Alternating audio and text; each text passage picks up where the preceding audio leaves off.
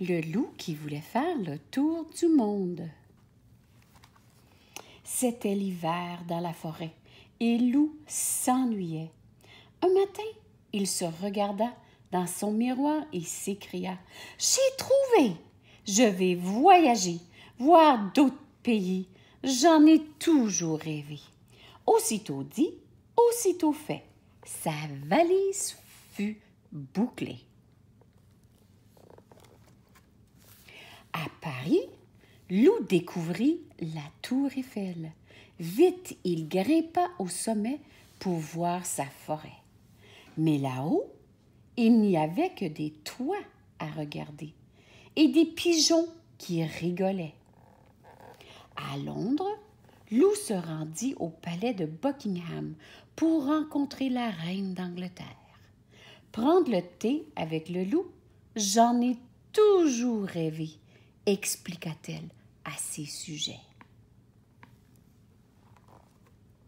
En Égypte, Loup découvrit le Sphinx et la grande pyramide.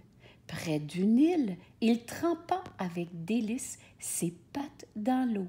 « Attention !» cria un dromadaire. « Dans le Nil, il y a des... »« Au secours! Un crocodile !»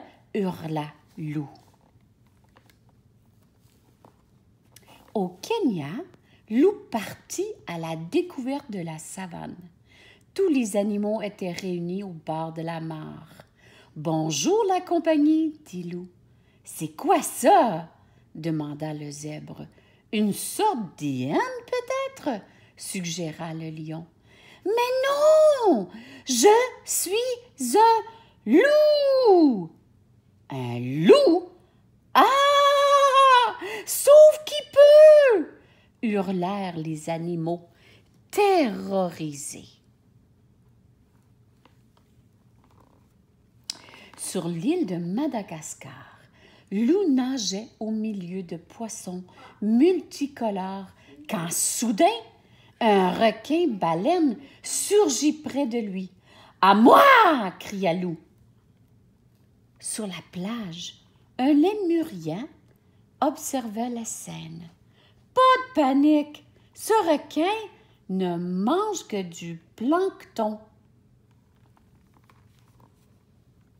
Au Népal, Loup escalada l'Himalaya.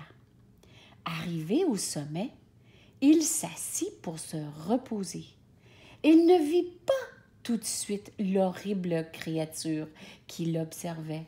« Bienvenue chez moi !» recoula Demoiselle Yeti. « Je pourrais te manger, mais tu es trop mignon. Je préfère t'épouser. »« Ah ça, non !» cria Loup. Et elle prit ses pattes à son cou. Essoufflé, Loup s'arrêta au pied de la muraille de Chine. Il y avait là un panda qui prenait son repas. « Que se passe-t-il, noble étranger? »« Un yeti me poursuit. Pouvez-vous m'indiquer l'aéroport le plus proche? » « Avec plaisir. Mais avant cela, voulez-vous partager mon repas? » Loup était affamé. Il ne se fit pas prier. Loup arriva à Rio en plein carnaval. Partout, il y avait de la musique, des couleurs, du bonheur, quoi. Il dansa pendant des jours et des nuits. Quand la fête fut terminée, Loup rangea ses plumes à regret.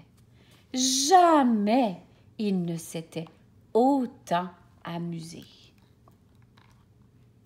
À New York, Loup admira la Statue de la Liberté, se balada au pied des buildings et fit du shopping.